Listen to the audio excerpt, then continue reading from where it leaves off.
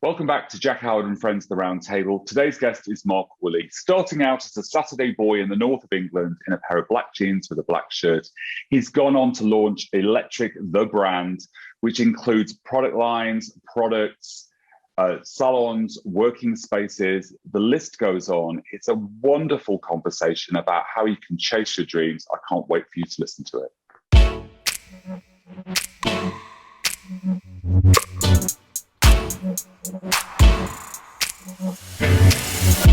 Welcome back to Jack Howard Color, the podcast. Today's guest is entrepreneur, founder of Electric London, Electric Space, Electric Electricals, Electric Products. I mean, Mark, the list is massive. So I'm really pleased that you found time in your day to come on board and share your story. Thank you for inviting me on, Jack. I'm honoured. Oh, no, it's an absolute pleasure. I always find it really interesting to have people on and talking about how they got to where they did. And I think a lot of people would love to hear your story. I mean, you've got a group of salons, which is fantastic anyway, and it's got a great name, award-winning and all of that business. But you've gone on to have electrical equipment, you make your own products and you grow them in the UK, which I think is absolutely amazing. That's really fascinating. And you've opened this fantastic space that I've been working in when I'm in London called Electric Space, which is, guys, it's like a Soho house for hairdressers, right? I mean, it's really cool. It's this super building. But let's start off with at the very beginning of it all, Mark. How did you get into hairdressing and what was it like? You know, I'm always interested in everyone else's journey as well. And I think as hairdressers, our life is about people, isn't it? You know, and the thing I've learned, and it makes me shudder every time I say this, because I've been doing it for 30 years.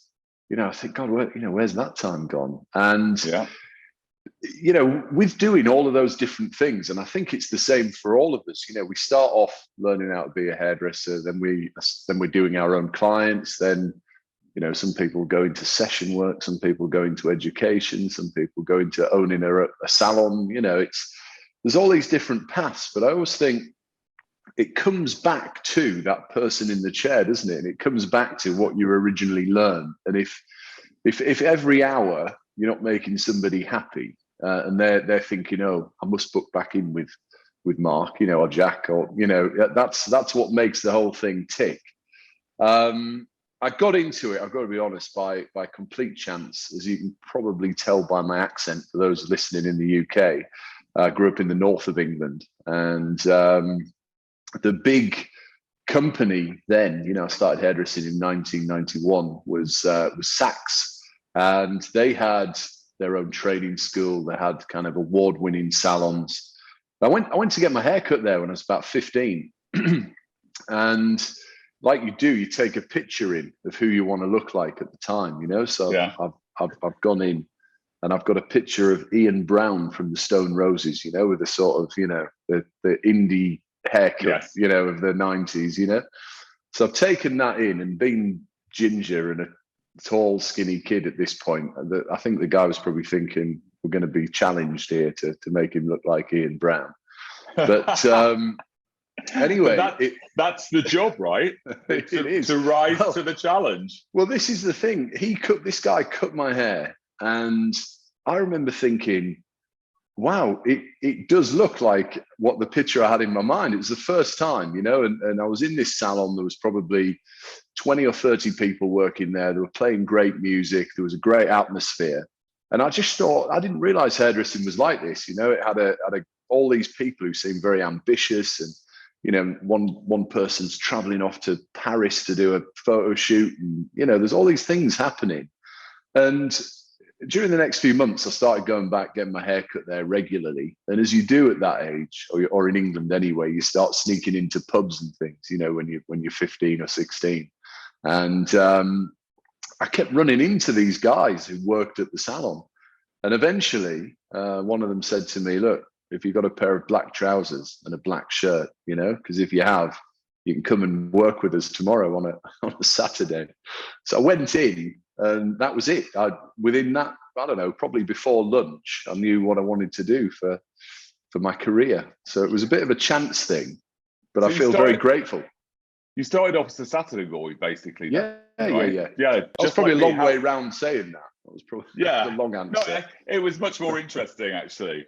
I like that. I mean, you don't really kind of get Saturday help anymore, do you? I mean, it seems to be much harder. People don't seem to be interested in it as much. Well, what we try and do with electric salons, because I believe in that concept. I believe, there are kids looking for inspiration and they're not sure where they're going to find it because, I wasn't sure at all what I wanted to do. I think I knew I was more creative than I was academic.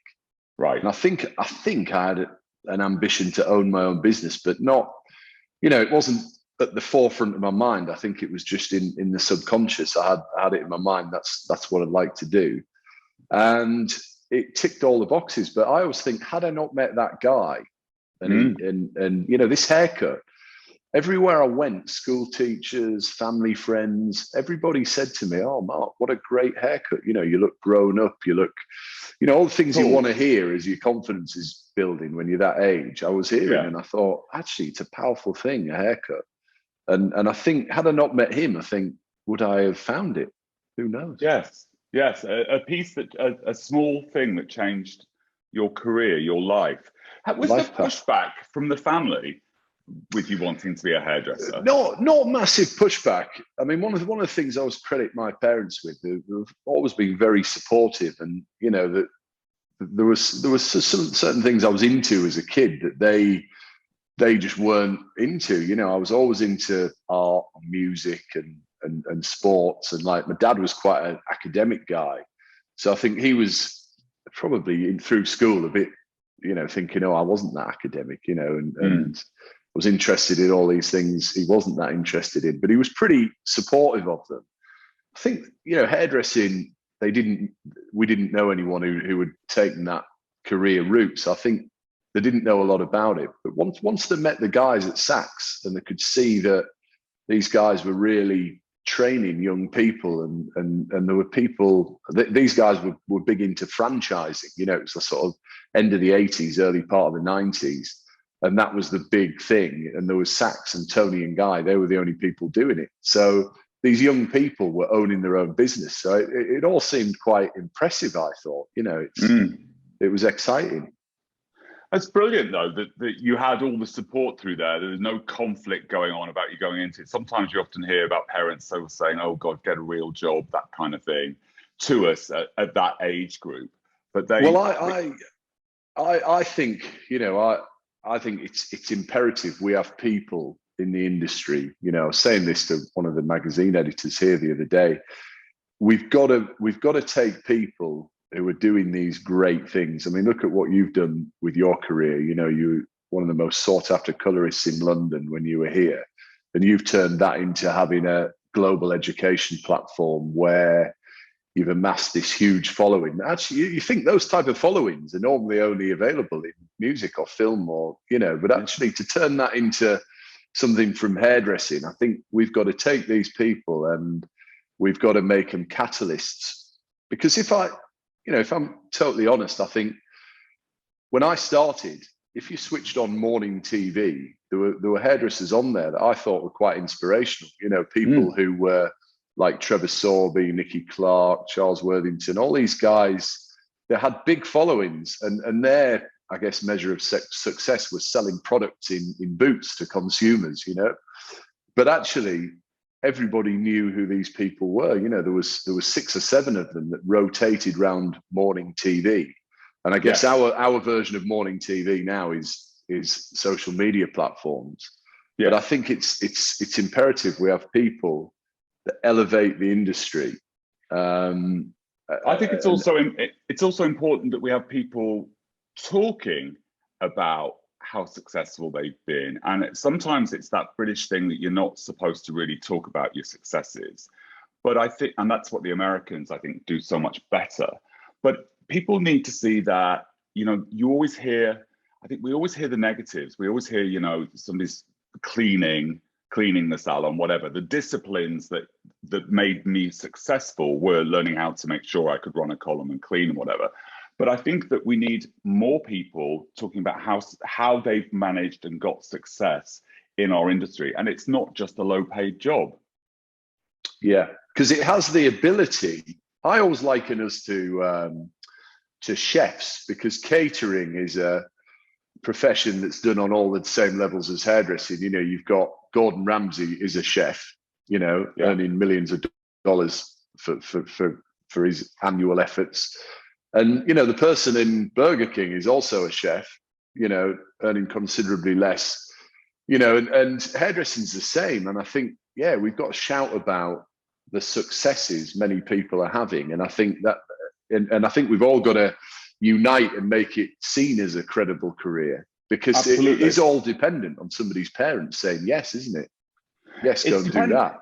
Yeah, it's dependent upon parents saying yes. It's also dependent upon people within the industry mentoring and supporting people that are coming up, which is what you do, obviously, in all that you do, which I think is really important. And it's important for small salons to talk about their successes as well, because there are plenty of small salons across the world that everyone makes a great living, you know, from it. Yeah.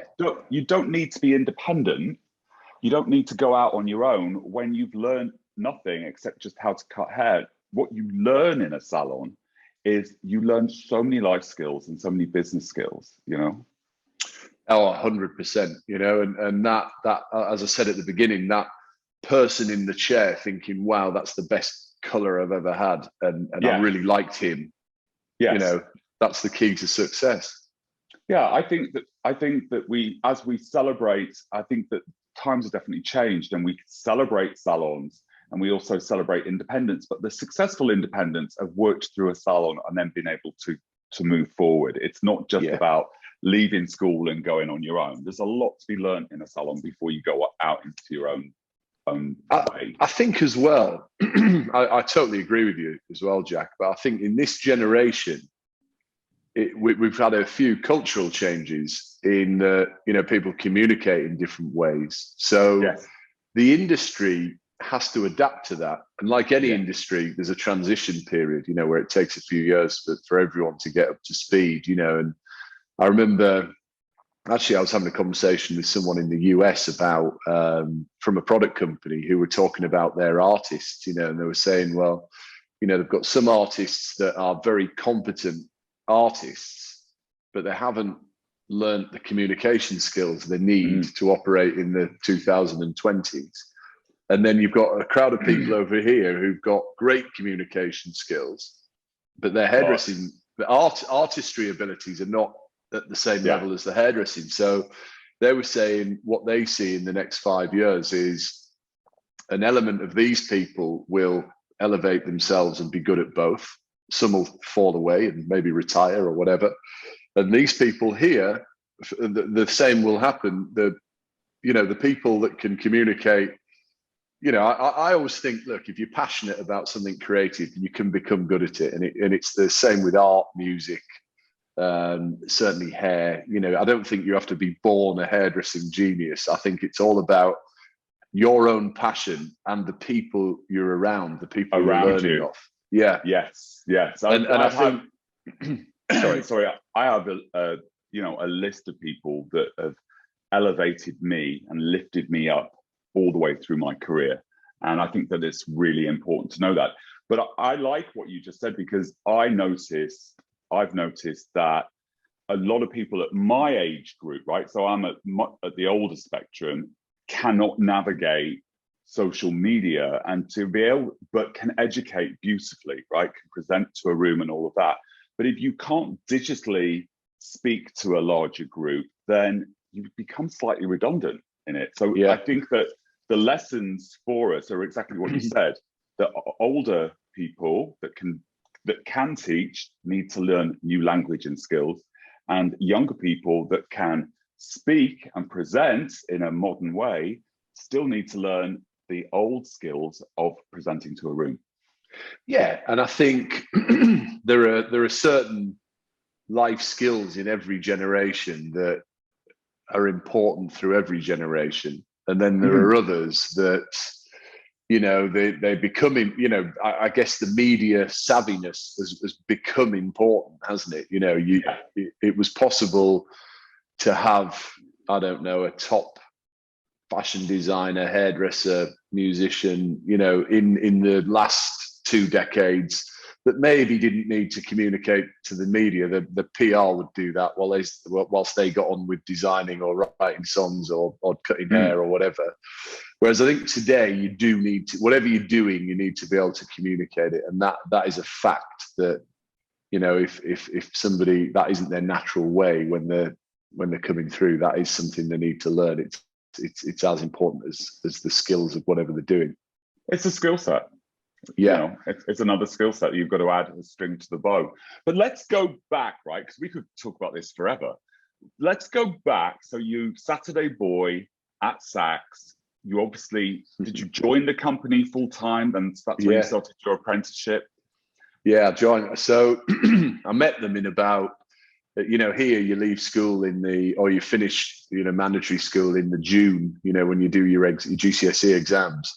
So I did my exams. You know, and I passed my exams, and my parents said to me, right, you must apply for a place at sixth form. So if this doesn't work out, you can go there. So I applied for a place, got the place, and I started work full time in June 1991.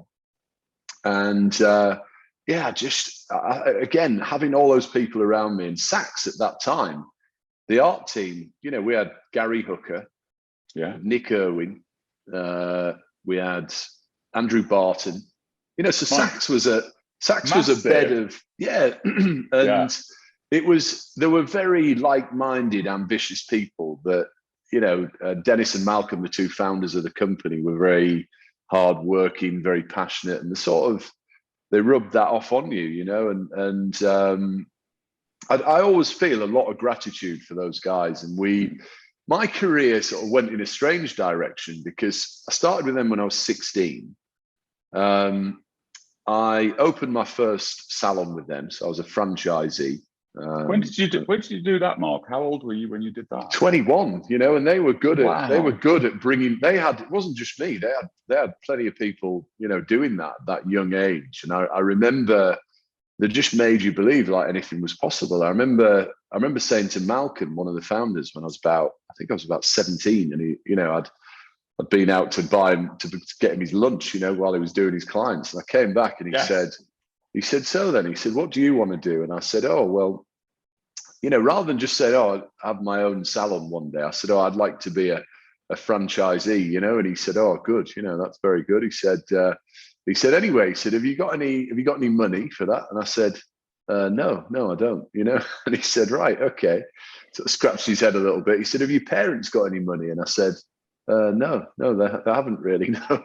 And he went, oh, right. He said, well, he thought about it for a minute. He was obviously thinking, I don't want to ruin this kid's dreams here. So he said, look, the first thing you need to do is, as soon as you're 18, you need to buy a house. And there was an area in their head office was in a town called Darlington, which is between York and Newcastle, you know. I've been to Darlington. Yeah. You probably haven't been back, have you?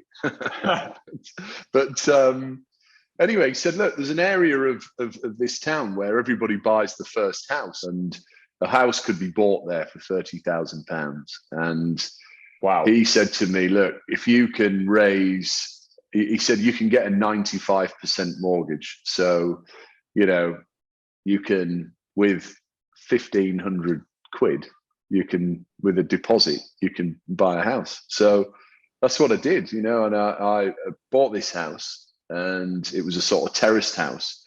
I moved one of my best friends in as a lodger. We were working in the salon during the day, and then at night coming in and fitting kitchens and plastering walls. And we got this thing renovated in about a year. And the following year, I moved down to London, but I was, you know, I couldn't afford to buy a house, but I was on the property ladder that was rented out, and I used that to open my first salon with Saks. And it was strange because I think, being at this end of the country, I then met a lot of people who inspired me in other directions. My then girlfriend was studying fashion at Central St. Martin's. She's a girl called Sarah Shotton. She's still today the global creative director for Agent Provocateur. And she was at St. Martin's. She was the same year as David Comer and the year below Stella McCartney. So I had, when I came down here, met Anthony Mascolo and got quite friendly with him. And he started showing me how to do photo shoots. So I'd gone from being a salon hairdresser to sort of learning how to be reasonably relaxed on a photo shoot. And then some of my girlfriend's friends were saying, hey, can you come and do the hair on a shoot, which I hadn't really done before, but I started getting into that. I then connections, right? Connecting with people, and things happen. And a year later, then Joy Goodman came along, who isn't here now. She was a big agent at the time in London. And she said, oh, would you be interested in doing some jobs for me? So the next thing, I had an agent. So without really wanting to, or that was never really the plan. I was getting what we now know as session work, without really, that was never really my ambition. But what I realized was, because I was in some of these situations, I was able to attract good quality clients to the salon. So I grew both things. And,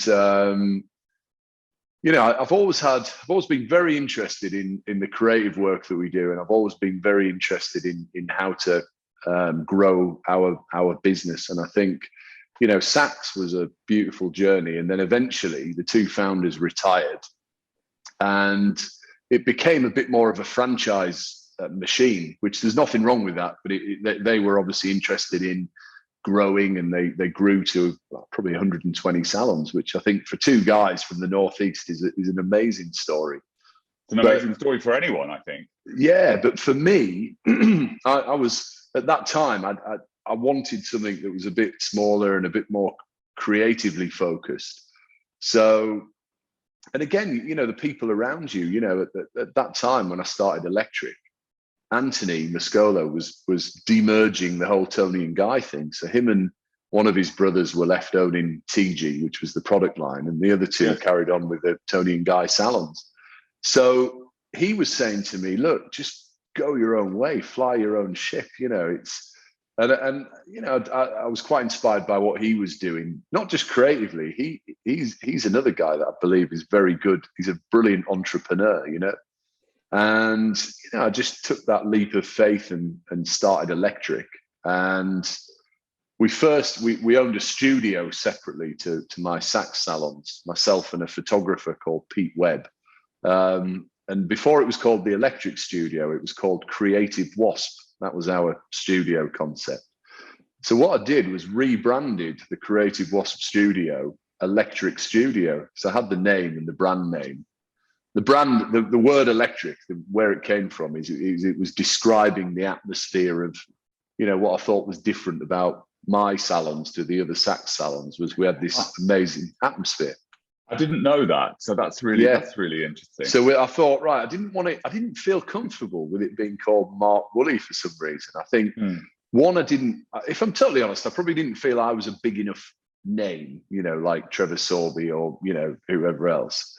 But I think I was also very used to being part of a brand. So if we were doing a show or a seminar, I would be saying we and us and our and the team. And, so in my mind, I knew it needed to be a brand name rather than, I can remember Trevor actually telling me off at the time saying, that's rubbish. He hated the name Electric. He said, you need to call it Mark Woolley, take some ownership of it. And in some, for one set of people, he's right. And another set of people, I probably feel more comfortable doing it under a brand. And there's no right or wrongs, I don't think. No, it's personal, isn't it? But I think that the era for those guys was very much your name on everything. Whereas what you were speaking to was the fact that you wanted a we, us, a collective, right? Even though you still be the face of it. I mean, when I think of Electric, I think of you first and foremost, but by making it a brand name, there's an inclusivity in it that people can be part of without saying that they work for the name. Yeah. They work with, and it's a different feeling that it evokes in different people. I really liked the Tom Ford and Gucci story. you know, where Gucci was this older brand, you know, in the end of the 80s, early Yeah. 90s. And he's credited for making it that, like, right up there with, at the time, Prada and whoever else was running the show. He brought a brand new perspective to it all. I remember when that all launched, and it was phenomenal because it didn't reinvent the wheel, but it reinvented how you felt about the brand, right? It was suddenly cool. Well, one of the things I always hope is that wherever we're operating, so I don't know, if we're operating a salon in Oxford, which we do, then, you know, Scott, who's our guy that is the face of that salon, you know, the electric brand in that city is represented by him, and it's not a franchise, you know, it's all under one company umbrella, but I think people have got to have some ownership, you know, and they've got to have you know, an important part to play in that. That's the thing I've learned over the years is, you know, I made the mistake every person makes who owns their own business at the beginning. You try and do everything yourself, and you end up doing a lot of things not very well, you know, whereas, you know, you could do a couple of things better, you know. Yes, you empower people around you to do the things that you can't do, right? And I think that's cool. Do you know, I was going to say something, and it's sort of slightly gone out my head, but it was on the train of thought that you were talking about empowering the people within your company, right, and making them feel part of something. And if we go back to looking at people who are running a column, you know, that column is their business, and your business, you're very business focused throughout it, and you probably instilled that in your team to take ownership of your day, to take ownership of what's on offer, and to really promote it. Yeah, you know, it's funny. We have had lots of transition, I think, in the last decade because of all the things we mentioned, different ways people communicate. But I remember I was watching a shoot one day, and Tim Hartley was doing the haircuts. Somebody else was styling the hair, and he was doing the haircuts. And I watched him do about 3 really fantastic haircuts he did all 3 in about 30 or 40 minutes. But they were amazing. You know, and at one point he's graduating the hair at 45 degrees and cutting it like this whilst looking over here and talking to somebody else, you know, and I remember thinking, wow, that's just like a very natural instinct to, you know, 3 amazing haircuts straight over to whichever session person was doing the hair at the time, you know, styling the hair. I remember thinking, wow, that is and I was talking to him about it afterwards. He said, oh yeah, you know, from the 70s and the 80s, he said, I'll do my clients, I work quick, you know. And I thought, you know, there's some merit in that, you know. It's like you know, the stylist that will only do 3 clients in a day, you know, there's some merit in that as well, that somebody's such a perfectionist. And actually, you know, everybody has still got to earn a living from what they're doing, haven't they? Yeah, absolutely. If you're doing 3 clients a day, right, you should be charging a lot more than if you're doing exactly. a lot more exactly. per one. And I think that's what the industry is trying to figure out at the moment. It's like their worth, their value, the value to the surface, all that kind of thing. But so you've got a very successful bunch of salons, and I mean they do really well. I've been to the one in Brighton, of course. You've got a studio there still, which is fabulous. But you have heated tools. Where did that come from? And then products. Where did that come from? Well, products, the heated tools are just an extension of the product line. So I would say they're a sort of sub brand. The main thing is the wet line products. And again, you know, probably like how I got into hairdressing, how I went from a schoolboy to a Saturday boy, and how when I moved down to London, I became a session hairdresser without really realizing that's what I'd done. Products were very similar. You know, I met a guy who, I was always doing quite a lot of work for L'Oreal. I've worked with L'Oreal my whole career. I met a guy who was a British guy living in France at the time, who was a formulating chemist. And he ended up got to know him out there. We spent a lot of time talking about products and things. A couple of years later, he moved back to the UK and went to work for Estee Lauder. And I kind of stayed in touch with this guy and would meet up every now and again. And we were talking about products being lightweight, kind of hair in Northern Europe is fine, so how could we have a weightless product? And he was telling me about skincare, and a lot of it being a perception. So if you rub a face serum on and it totally disappears, the residue, your perception is it's soaked into the skin, but the reality is they've got an ingredient that evaporates the residue. So you go away feeling the quality that your face doesn't feel oily still, So we got talking about that technology, and we ended up making a smoothing cream together that really started in the conversation in the pub. And eventually we had it in a bottle, I don't know, maybe a year later. And he took me to a factory down in Kent where we filled about 300 of these bottles. And I remember hearing the story of Coca-Cola where they were making it in the 1800s in Atlanta, Georgia. Making the it was a dentist making the Coca-Cola, and apparently there might have been some cocaine in this Coca-Cola, So apparently there was a big queue. I mean, you think we've had a couple of 100 years for this to be really good folklore, and this story probably got better over the years, but a queue of people round about 4 blocks in Atlanta buying this sticky black liquid that tasted nice that became Coca-Cola. And I just thought, well, I wonder if I had a product that, was unique, so it evaporated, it was great for fine hair. And I wonder if the only place you could buy it was my salon. I clearly didn't put cocaine in it, but I wondered if the only place you could buy it was electric on Marylebone High Street. Would it take off? So we tried that, and that was obviously a tall order. But we then came up with a prep spray. I'd always used the Bumble and Bumble prep spray, and I thought, well, I wonder if we could have a prep spray that did what that one does, but actually evaporates. So it's good with fine hair. And we managed to do that. That didn't take so long, but that's still our best-selling product today. And then between us, we made a color shampoo, a shampoo that would lock permanent color molecules into the hair. So it was years before toners were as fashionable as they are now. So it was all about locking a permanent color molecule in. Yes. And with 4 products, I had a client who was very high up in Harvey Nichols, Daniela Rinaldi. And she said to me, hey, why don't you launch with us and we'll do that. So with 4 products in 2010, we launched with Harvey Nichols, and they launched 2 brands. They launched Electric and a brand called Real Hair with Josh Wood and John Vial and all those guys.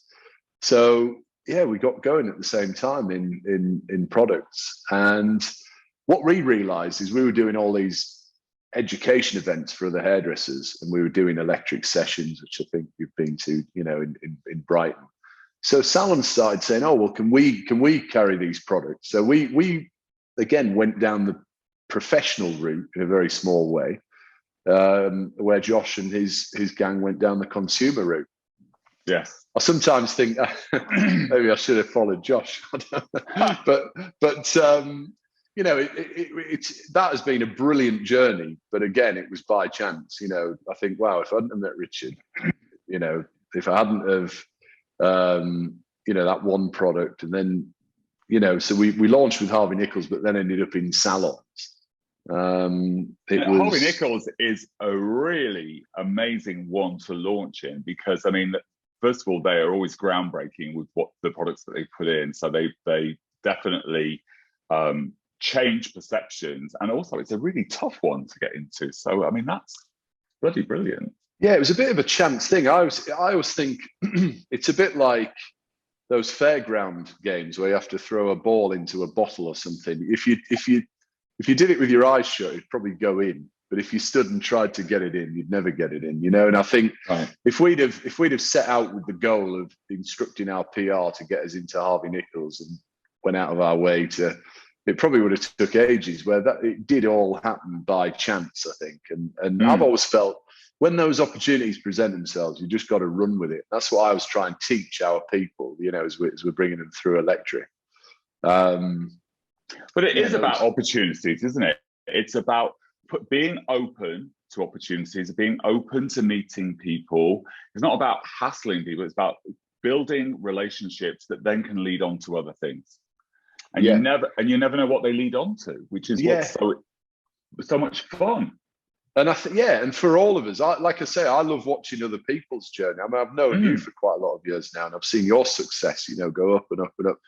And I think, you've got to be that sort of person who is positive to make that success happen. Because, you meet another set of people who, are complaining that it hasn't happened. And you think, well, I wonder why. But I think you've got to be positive, and you've got to put your best foot forward. And I really think in our industry, good things can happen. Yes, I do. I think amazing things can happen in our industry, but you have to be open from here, and you have to be, you have to be at the right place with yourself. And you know what? You know what else you have to be? And here's the thing, because obviously I can imagine, obviously, I know you've got a big following in the UK. You've got a really big following in America as well. This is the thing I always teach my American friends. This is what you've got to be. You've got to be in the pub after work. That's where all, so they say, is there any advice you've got for us? I was like, you guys don't go to the pub enough after work, because that is where it all happens. Well, in my American audience, nobody goes to the pub after work, right? They go and go for a run, or they, whatever. Whereas in England, it's very much pub culture. I agree. When I'm in LA, it's all green juice and morning runs, and yes. I mean, I still do the morning runs in London, but the green juice is replaced with Guinness normally. I mean, definitely it's a different thing, but you've managed to navigate those two well, which is brilliant. Growing your own products, so growing your own ingredients, I think I love the fact that conversation is very much about carbon footprint. It's very much about a British product being made in Britain, all the materials and stuff. I'm a great believer in buying stuff, if I can, that's local, to where I am, rather than shipping it in. I've felt about that for a long time. And we're seeing repercussions of global economy problems and all those things. Why did you come up with the idea of growing your products yourself? You've got this huge farm, right, where you grow it all? Yeah, well, it's not that huge. It's well, it'd be huge to me. You're right. We do. If I go back to the beginning of the product story. Yeah. Okay. So the main difference, and I didn't know this at the time. Again, it wasn't a planned exercise. It came out of naivety. But because I met and became friendly with a chemist who had plants where he manufactured products, and he said, look, you need to buy your components off these people, and and then you need somebody approving everything. He kind of helped me put that concept together. And it was only when we'd been doing it about a year, somebody else said, I think it was actually somebody from Harvey Nichols, said, wow, you are manufacturing your own products. And I said, well, yeah. But so are hundreds of other people. She said, no, they're not. She said, most people, all of white labeling. Well, it's not, and again, there's nothing wrong with that. No, I'm not saying, oh, that's bad and what we do is good. It's just, I'm not saying that either. It was most companies are a brand, and they've got their brand values, and they're good at marketing those brand values, and then they'll normally go to a third party to fill the products, and they'll choose things like, if they want to use sustainable packaging, and they've got this amazing fragrance that they want, and they'll put it together that way. Whereas from the beginning, and it was only I didn't know that's how you made products. So we were saying, okay, Richard would phone me up and say, you need a load of hydrolyzed wheat proteins. You need this much jojoba oil, this much, you know. So I was ordering all these ingredients, and he'd give me 3 or 4 different wholesalers for raw materials, all in the UK. And eventually someone said, well, do you want the rose oil from the UK, or do you mind if if we're not going to state where it's from? And in my mind, I had this like love for British things, you know, and I said, oh no, we'll take the rose oil from the UK, please, you know. So before we knew it, we were sourcing our own ingredients, and we had this alignment of everything had to be grown in the UK. And it was only when someone pointed it out a year later, they said, oh, you know, you're actually manufacturing this product yourself. And that's what we still do today. And what I would say today is, I don't know, at least 80% of my job is about those products. And a lot of the creativity goes into it. And I think it's probably, I mean, the COVID disruptions affected all of us worldwide, but I really felt at the end of 2019, well, I think probably February, March 2020, I got back to England and I thought, right, we really feel like we're going there now. You know, I felt like it was in about 500 salons in around the US and Canada. And I thought, right, that's a significant enough step for us to grow to the next level. I believe we're still in the majority of those salons, but obviously some people have, you know, they've, like us as well, you know, the spend becomes a bit less. So it has hit the product company in the last 2 years, but we're on our way back now. And I think a lot of the plans I had in 2020 to develop it further will start to happen, I think, in the second half of this year. That's the plan. Yeah, I mean, we've all been impacted by COVID. Everyone's been impacted by whether there's been positives or negatives. I mean, we can't dispute that. But that leads really nicely into Electric Space London, which is a beautiful building anyway, and of course the industry. And there you are in part of the change with this fantastic space. Where did that all come up? Yeah, I think probably like all of us, we had a lot of time of not traveling and, you know, and doing the things you'd normally do, to have a think about it. And well, the first few weeks, I thought to myself, wow, as a hairdresser, I'd never had more than sounds a bit sad, I'd never had more than a 2-week holiday before. You know, from 16, I'd never been off for longer than 2 weeks. So once I was in week 3 or week 4, and the weather in the UK was amazing. You know, I didn't even come into London at all. I was down in Brighton, swimming in the sea every day. And I just started thinking about the whole thing. And I thought, you know, I was very happy with where we'd got the products to. You know, it really felt like it had taken off in the States, taken off in Canada, really doing well in the UK. You know, it seemed like we had all the right people using it. And if I was totally honest, I thought to myself, you know, salons are changing. And we are at the tail end of it. Whereas if you'd have asked me about electric salons 10 years before, I would have told you, well, look, I believe we're as good as anybody, you know, and I'm really excited about where we are as a salon.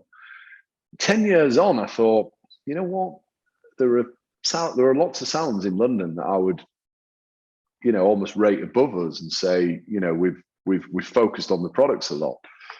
So then I started thinking, well, you know, we've had this idea of, we've owned a studio for many years before we even owned a salon. So I thought, what if you could put those in the same building? And, you know, we've had a long association with Soho House as well. You know, I've been a member for a long time. We've done a lot of events there. And I've watched that business grow. And I thought, I wondered if all the top hairdressers now seem to be their own entity. You know, at the time in London, if I think, right, well, you've got, you know, Jack Howard, Paul Edmonds, he's his own entity. You've got Stephen Nurse, Daniel Galvin, he's his own entity. You've got, you know, and then you've got, you know, the Guido, the global ambassador for Redken at the time, he's his own entity. So I think there was a growth of people running their own businesses within the industry.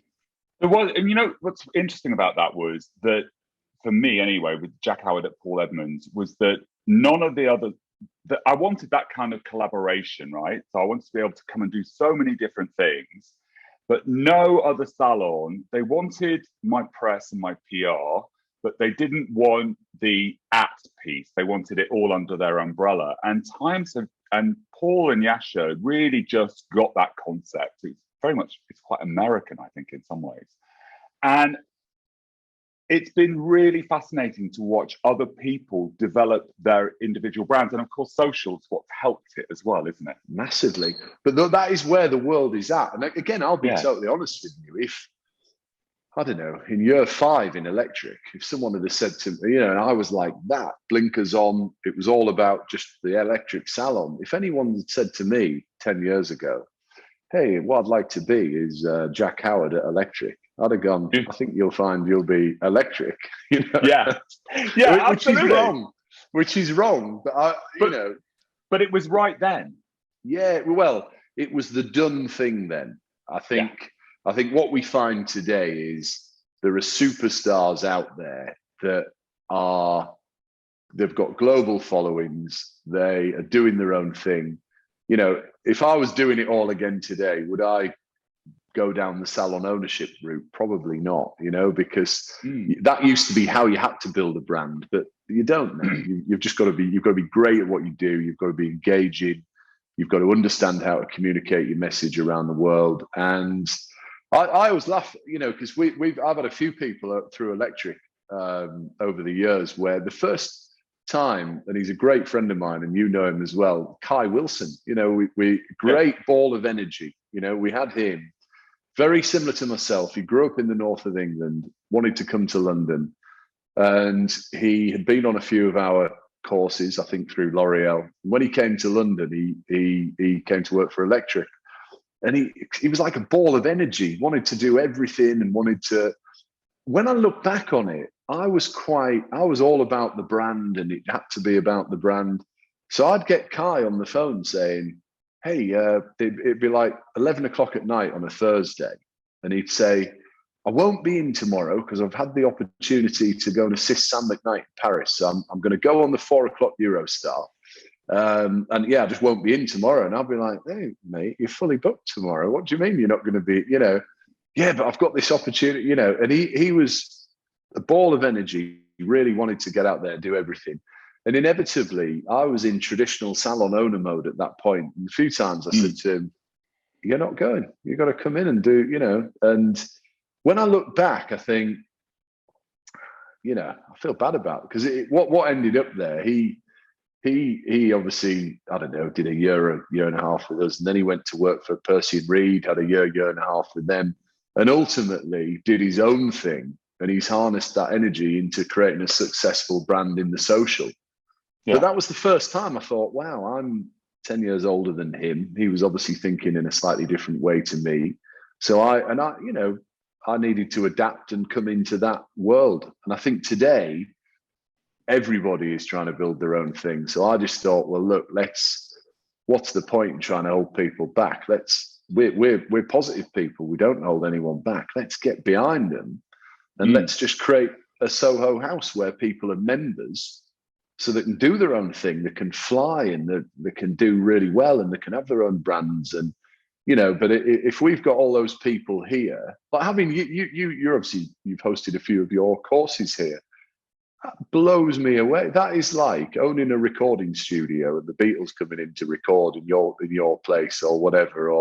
So the things I'm excited about now is when, someone like you, and there was one night we were stood at the bar, you and me, and there was me, you, Adam Reed, Neil Moody, Sally Hughes, and I actually whipped my phone out of my pocket, gave it to whoever was behind the bar, and I said, take a picture now.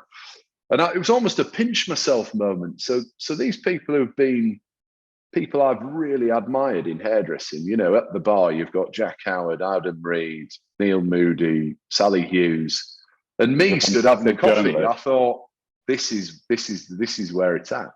I was drinking a sparkling water, by the way, as well. I wasn't drinking at the bar. I know you were. But I think that collaboration is if you're an independent like me, collaboration is super important because you spoke to it a little bit earlier. You can't do it all yourself, right? So you can do what you excel in.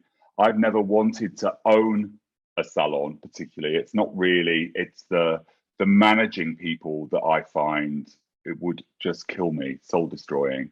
Oh, stressful. You'd Very never stressful. you'd never think I was only 24, would you? You know? Exactly.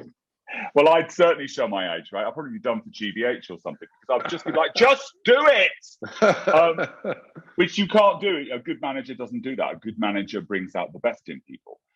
So for me, it's always been looking for routes to explore, or routes to explore with people where it's beneficial for both. And so it was really lovely when you were really happy to work with me and I had my needs and my wants and desires, and that you were able to match that, and the space felt that it fitted in how I perceived my brand. You know, it wasn't overly marketed.